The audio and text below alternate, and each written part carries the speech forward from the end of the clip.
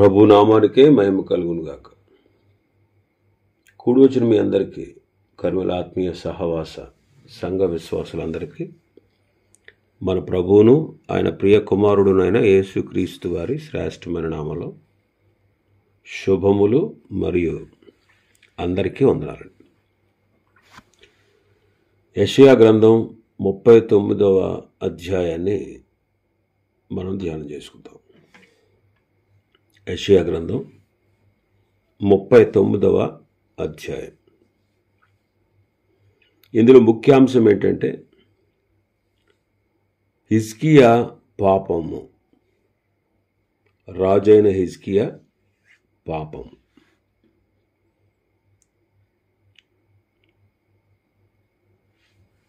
ప్రభువు హిజ్కియాను ప్రేమించాడు. హిజ్కియా రాజు అయ్యాడు. దేవుడు అతన్ని రాజుగా చేశాడు. రాజుగా చేయబడిన తర్వాత అతనికి ఎన్నో సమస్యలు వచ్చాయి.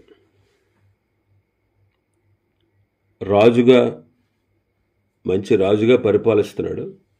యోధా రాజులందరిలో మంచి పేరు కలిగినటువంటి వాడు, మంచివాడు, మంచి రాజుల్లో ఈయన ఒకడు. హిజ్కియా జీవితంలో రాజు అయిన తర్వాత అతనికి గొప్ప విజయాన్ని దేవుడిచ్చాడు. అష్షూరు రాజు అన్ని దేశాల వారిని జయించుకుంటూ వస్తే హిజ్కియా విషయంలో దేవుడు అతని పక్షాన ఉండే, దేవుడే అష్షూరీయులతో యుద్ధం చేసి 185,000 మంది సైన్యం చనిపోయారంటే ఎంత గొప్ప నష్టమో ఆ దేశానికి చూడండి. ఎంత గొప్ప నష్టం. అంత పరాభవం అష్షూరు వారికి దేవుడు చేసి హిజ్కియా జీవితంలో దేవుడు గొప్ప కార్యం చేశాడు. ఆ తర్వాత అతనికి మరణకరమైన రోగం వచ్చింది. అయితే ప్రార్థించినప్పుడు దేవుడు కరుణ చూపి కనికరించి 15 సంవత్సరాలు ఆయుష్నిచ్చాడు. ఆ వ్యాధిని కూడా పూర్తిగా నయం చేశాడు. ఆ తర్వాత మరొక శోధన అతనికి వచ్చింది. ఆ శోధనలో అతడు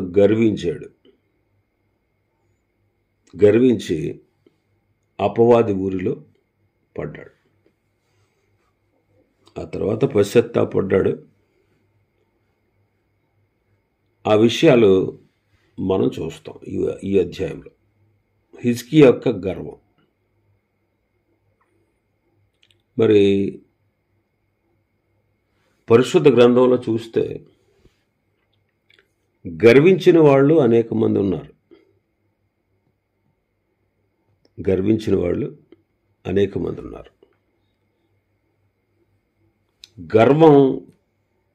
గర్వంతో నడిచినటువంటి వాళ్ళందరూ పతనమైపోయినట్టుగా మనం పరిశుద్ధ గ్రంథంలో చూస్తాం. గర్వం వచ్చిన వాళ్ళందరూ. మరి మనం గమనించాల్సిన విషయం ఏంటంటే గర్వం అనేది చాలా ప్రమాదకారి. గర్వం వస్తే మనం ఎలా ప్రవర్తిస్తున్నామో అనే విషయాన్ని, ఆ విచక్షణను మనం కోల్పోతాం. మనం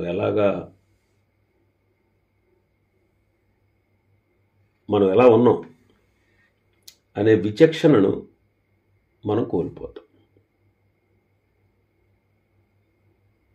మరి హిజ్కియా కూడా గర్వించాడు. ఆ విషయాన్ని చూద్దాం. అయితే పరిశుద్ధ గ్రంథంలో గర్వించిన వాళ్ళ జాబితా ఒకసారి మనం చూస్తే మనకు అర్థమవుతుంది. మొదటిగా లూసిఫర్. దేవుడు దేవదూతలను చేశాడు. ఈ సృష్టి మానవుణ్ణి, సమస్త సృష్టిని మానవుణ్ణి చెయ్యకముందు దేవదూతలను చేశాడు. ఎందుకు చేశాడు దేవదూతలని అంటే, దేవదూతలు దేవునికి పరిచారకులుగా, అంతేకాదు రాబోయే కాలంలో అంటే జరగబోయేటువంటి సృష్టిలో మానవుణ్ణి చేస్తాడు. మానవుడు అభివృద్ధి చెందుతాడు, భూమి అంతా నిండుతారు మానవులందరూ.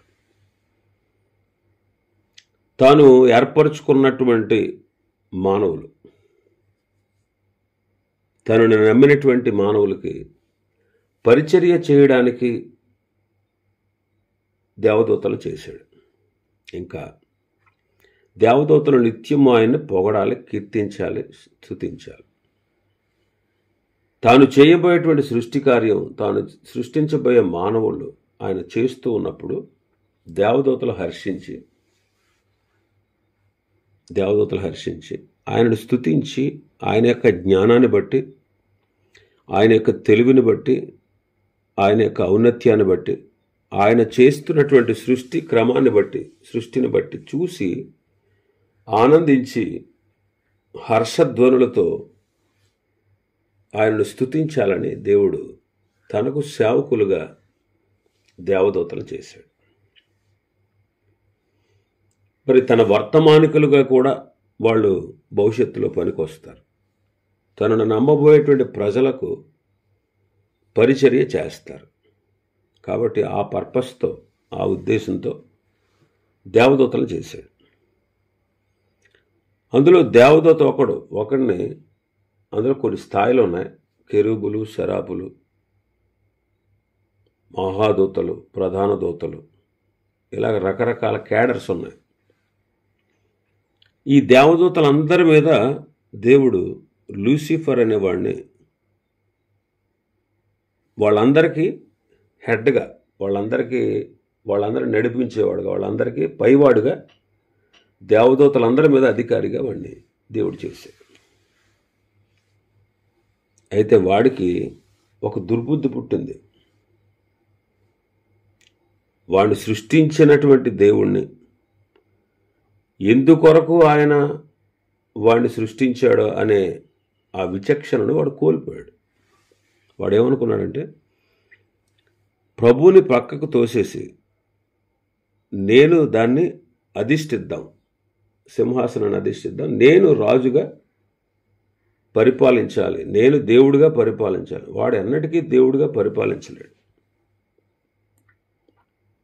ఎందుకంటే దేవునికి ఉన్నటువంటి శక్తి, సర్వశక్తి వాడికి లేదు. వాడు ఎన్నటికీ దేవుని స్థానంలో ఉండి దేవుని వలె వాడు పరిపాలించలేడు, దేవుని వలె అన్నిటినీ సృష్టించలేడు. కానీ వాడికి ఇచ్చినటువంటి అధికారము, వాడికి ఇచ్చినటువంటి బలాన్ని చూసుకుని గర్వించి వాడు దేవుని మీద తిరుగుబాటు చేశాడు. దేవుని మీద తిరుగుబాటు చేసి చాలామంది దేవదూతల్ని వాడి వైపు త్రిప్పుకున్నాడు.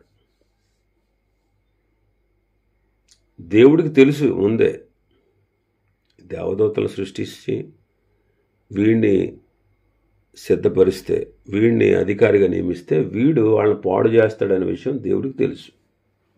మనం ఏమనుకుంటాం, అలాంటప్పుడు వాడిని ఎందుకు సృష్టించాలి అనుకుంటాం. దేవుడికి సమస్తం తెలిసాడు. దేవుడు సర్వజ్ఞాని, దేవుడు సమస్తము ఎరిగినవాడు. మరి మానవులను కూడా చేశాక మానవులు కూడా తప్పిపోతారనే విషయం ఆయనకు తెలుసు. ఆయన దేవుడు కాబట్టి సృష్టించినటువంటి ఈ సృష్టిలో ఉన్న ప్రతిదీ కూడా వాటన్నిటిని నియంత్రించగలిగిన వాడు ఆయన. నీకులాగా నాకులాగా కంగారు పడ్డావు, ఎవరైనా వ్యతిరేకంగా తిరిగితే మనం కంగారు పడతాం, మనం ఏం చేయాలని ఆందోళన చెందుతాం. దేవుడికి అలాంటిది ఏం అవసరం లేదు. ఆందోళన చెందడు, దిగులు చెందడు, కంగారు పడ్డావు మనకులాగా. ఎందుకని? ఆయన దేవుడు కాబట్టి. వాడు తిరగబడితే వాడిని ఏం చేయాలో ఆయనకి తెలుసు. ఆయన మానేయుడు, తన ప్రణాళిక విరమించుకోడు.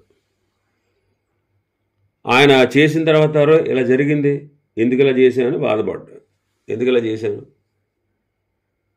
అని అనుకోడు. వాళ్ళని ఏం చేయాలో ఆయనకి తెలుసు. వీడు తిరగబడ్డాడు. అప్పుడు ప్రభు ఏం చేశాడంటే వాడి పదవి తీసేసి వాడిని, వాడితో పాటు ఉన్నటువంటి వాళ్ళందరినీ పరలోకంలో ఇంకో చోటు లేకుండా, అప్పటి వరకు వాళ్ళు పరలోకంలో జీవించేవారు, దేవునితో ఉండేవారు, దేవుడు ఉండేటువంటి ప్రదేశంలో ఉండేవారు. ఎప్పుడైతే వాడు తిరగబడ్డాడో వాడిని, వాడి అనుచరుల్ని ప్రభు క్రిందకి తోసేసాడు. పరలోకంలో వాడికి స్థానం లేకుండా గెంటేశాడు. వాడి అధికారాన్ని తీసేశాడు. వాడు అప్పటి నుంచి కూడా దేవునికి వ్యతిరేకంగా మారాడు. దేవునికి వ్యతిరేకంగా మారి వాడికి దేవుడిచ్చినటువంటి బలము, వాడికి దేవుడిచ్చినటువంటి శక్తి అవన్నీ తీయలే దేవుడు. వాడు గెంటేశాడు. అయితే వాడు ఉండాలి సృష్టిలో, ఎందుకంటే వాడు ఉంటేనే పరిశుద్ధతకి పాపానికి తేడా తెలుస్తుంది. వాడు ఉండాలి. వాడిని ఉంచాడు.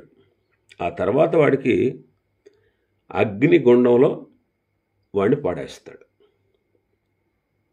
అగ్నిగుండంలో వాడిని పడేస్తాడు. కాబట్టి వాడు గర్వించాడనమాట. గర్వించాడు.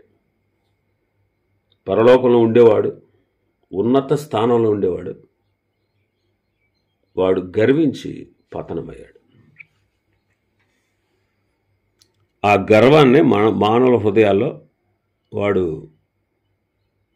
పెట్టి దేవునికి వ్యతిరేకంగా ప్రపంచాన్నంతటిని వాడు క్యాప్చర్ చేసి, అంటే ఆక్రమించుకుని, ప్రపంచాన్నంతటిని కూడా గుడ్డితనంలో, విగ్రహారాధనతో, నిజదేవుణ్ణి తెలుసుకోలేనటువంటి గుడ్డితనంతో, అసలు దేవుడు అక్కడే అనే విషయం లోకానికి అర్థం కాకుండా, ముఖ్యంగా మన భారతదేశస్తులకి అర్థం కాకుండా, అనేక మంది దేవుళ్ళు ఉన్నారు అన్నట్టుగా వాడు పూజించబడడానికి ప్రజలందరి హృదయాల్లో దూరి ప్రజలందరినీ దేవుని వైపు తిరగకుండా చేసేసాడు. తనను ఆరాధించే వాళ్ళుగా అయిపోవాలి. వాడు పరలోకంలో నెరవేరలేదు కదా. వాడు ఏమనుకున్నాడు? నేను దేవుళ్ళలాగా ఉండి పరిపాలించాలనుకున్నాడు. అది వాడికి నెరవేరలేదు పరలోకంలో. అందువల్ల భూమి మీదకి వచ్చి భూమి మీద మానవుల హృదయాలను చెరిపేసి నిజదేవుణ్ణి తెలుసుకోలేనంత గుడ్డితనంతో ప్రపంచంలో అనేక మందిని, కోట్ల మందిని వాడు మోసం చేస్తూ వస్తున్నాడు. అయినా సరే ప్రపంచ దేశాలన్నిటిలో ప్రభువుని ఎరిగిన వాళ్ళు ఉన్నారు. 242 దేశాలు ఉన్నాయి. ఆ దేశాల్లో, అనేకమైన దేశాల్లో, ప్రతి దేశంలోనూ ఇంచుమించుగా ఒక 10-12 దేశాలు మినహా అన్ని దేశాల్లోనూ క్రీస్తుని ఎరిగిన వారు ఉన్నారు. ఎందుకంటే ఆయన నిజమైన దేవుడు. ఆయన ఈ సర్వాన్ని సృష్టించిన సృష్టికర్త. ఆయన సార్వభౌముడు. ఆయన తన గురించి తాను పరిశుద్ధ గ్రంథంలో మానవులకు అర్థమయ్యే విధంగా పరిశుద్ధ గ్రంథం ద్వారా తెలియపరుచుకుంటున్నాడు. అందుకే బైబిల్ ఒక్కటే ప్రపంచంలో అనేక భాషల్లోకి తర్జుమా చేయబడింది. 7,000 చిల్లర భాషలు ఉన్నాయి. 7,000 కంటే పైనే. 3,700 భాషలు పైగా పరిశుద్ధ గ్రంథం తర్జుమా చేయబడింది. ఏ గ్రంథం కూడా ఇన్ని భాషల్లోకి అనువదించబడలేదు. మనకు ముందుగా 200 సంవత్సరాలకు ముందుకు వెళితే బైబిల్ లేదు, తెలుగు బైబిల్. మనం ధన్యులం. బైబిల్ కలిగి ఉన్నాం. మనకు అర్థమయ్యే భాషలో, మన భాషలో బైబిల్ని కలిగి ఉన్నామంటే మనం ధన్యులు. అంతకుముందు 200 సంవత్సరాల క్రితం మన తాత ముత్తాతలకి ఈ పరిశుద్ధ గ్రంథం లేదండి. మనం ధన్యులు. అందుకే ప్రభు ఆయన సార్వభౌముడు కాబట్టి, ఆయన దేవుడు కాబట్టి తనను గూర్చినటువంటి ప్రత్యక్షత కూడా అన్ని దేశాల వారికి ఇచ్చాడు. ఆయనే ఒకే ఒక ఏకైక దేవుడు ప్రపంచానికి. ఆయనైనటువంటి సత్యం పరిశుద్ధ గ్రంథం ద్వారా మనకు వెల్లడవుతోంది. అయితే అపవాది యొక్క గర్వం వాడిని ఎలా మార్చేసిందంటే సాతానుగా మార్చేసింది. ఎప్పుడైతే వాడు దేవుని మీద తిరగబడ్డాడో దేవుడు వాడిని పదవి నుంచి తొలగించాడు, పరలోకంలో నుంచి క్రిందకు గెంటేశాడు. వాడికి సాతాను అని పేరు పెట్టాడు. సాతాను అంటే దేవునికి విరోధి. వాడి అనుచరులు దెయ్యాలన్నమాట. అంటే వాడి అనుచర దూతలు ఉన్నారు కదా, వాడిని వెంబడించిన వాళ్ళే దెయ్యాలు, దురాత్మలు అన్నమాట. దురాత్మలు. ప్రస్తుతం ఆకాశ మండలం మందు ఉన్నాడు. వాడు ఆకాశ మండలం మందు ఉన్నాడు. కాబట్టి సృష్టిలో వాడు మొదటిగా దేవుని మీద గర్వించి అతిశయించి నేను ఆకాశంలోకి ఎక్కిపోతాను, 14వ అధ్యాయంలో ఉంటుంది కదా,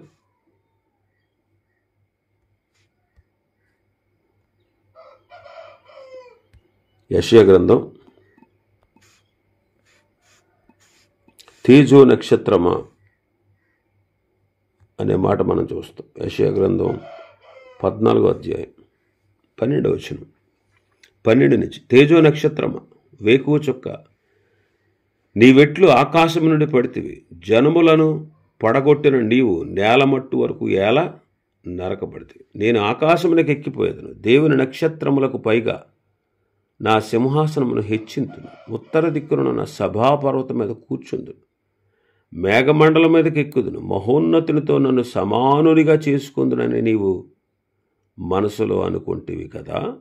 నీవు పాతాళమునకు నరకములో ఒక మూలకు త్రోయబడితివే. నిన్ను చూచువారు నిన్ను నిదానించి చూచుచూ ఇట్లు తలపోయేదురు, భూమిని కంపింపచేసి రాజ్యములను వణికించిన వాడు ఎతడైనా, లోకమును అడవిగా చేసి దాని పట్టణములను పాడు చేసిన వాడు ఎతడైనా, తాను చెరపట్టిన వారిని తమ నివాస స్థలమునకు పోనీయనివాడు ఇతడేనా.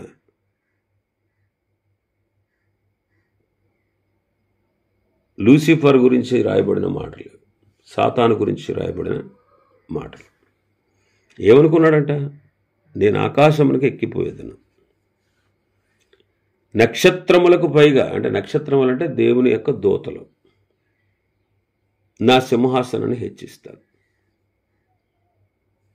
అంటే ప్రభువు పరిపాలించేటువంటి ఆ పర్వతం మీదకి నేను ఎక్కి కూర్చుంటాను, నేను పరిపాలిస్తాను, ఆయన కాదు పరిపాలించేది.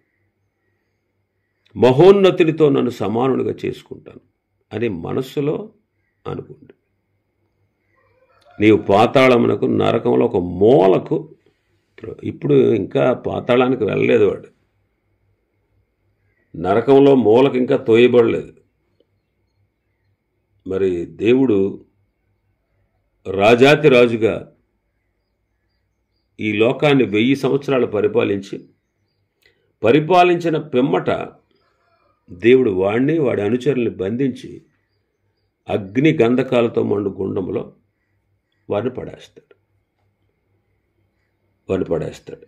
అసలు వాడి కోసమే అగ్నిగుండాన్ని దేవుడు సిద్ధం చేశాడు. వాడేం చేశాడంటే, ఇక్కడ చూడండి 16-17 వచనాల్లో మనం చూస్తే, వాడు భూమిని కంపింపజేశాడంట, రాజ్యాలను వణికించాడు,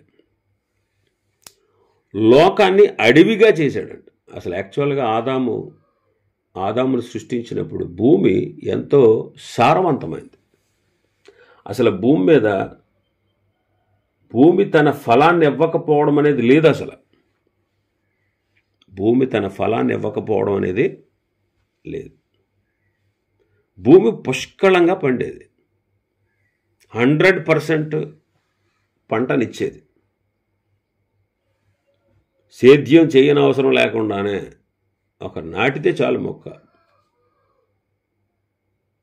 100% ఫలాలు ఇచ్చేది. మరి ఎందుకు ఈ శాపం? భూమి తన ఫలమును నీకు ఇవ్వదు అన్నాడు. ఇక మీదట భూమి తన పూర్తి ఫలాన్ని ఇవ్వదు. ఎందుకని? ఆదాము యొక్క పాపాన్ని బట్టి, ఈ అపవాది ఆదామును చెరిపిన దాన్ని బట్టి. మరి దేవుడి మాట వినాలి కదా ఆదాము అవ్వలు. మరి దేవుడు చెప్పలేదా? చెప్పాడు. అయినా సరే అవేమో మోసపోయి ఆదామేమో బుద్ధిపూర్వకంగా పాపం చేశారు. ఆ ఆదాము అవ్వల అవిధేయతే మానవులందరికీ పాపముగా సంక్రమించింది. అందుకే ఒక మనుషుని ద్వారా పాపం ద్వారా మరణం లోకంలోనికి వచ్చింది అన్నాడు. కాబట్టి ఈ రీతిగా వాడు ప్రజల్ని ఇక్కడ ఏమంటున్నారు? రాజ్యాలు వణికించాడు, లోకాన్ని అడవిగా చేశాడండి, పట్టణాలను పాడు చేశాడు. ఇంకా తాను చెరపట్టిన వారిని తమ నివాస స్థలమునకు పోనీయని వాడు. ఎవరినైతే వాడు పట్టాడో వాడు పట్టినటువంటి వాడిని తమ నివాస స్థలానికి పోనీయకుండా వాడితో పాటు నరకానికి తీసుకుపోతాడు. అలాగే మొదటి నుంచి చూస్తే దేవుడు సృష్టించిన తర్వాత ఆదాము అవ్వలకి 2 పిల్లలు పుడితే మొదటి వాడిని పట్టుకున్నాడు, కయ్యిన్ని, అతని సంతతి వారిని. అతని సంతతి వారి ద్వారా ఆదాముకు పుట్టిన మిగిలిన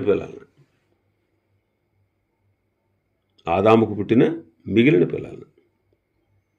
ఇలాగా అపవాది మనుషుల్ని చెరపట్టి వాళ్ళు వెళ్లాల్సింది దేవుడి దగ్గరికి. మొన్నైనది వెనుకటి వేళే మరలా మొన్నైపోవును, ఆత్మ దాన్ని దయచేసిన దేవుని వద్దకు మరల పోవును. అది దేవుని క్రమం. ఆ క్రమాన్ని వాడు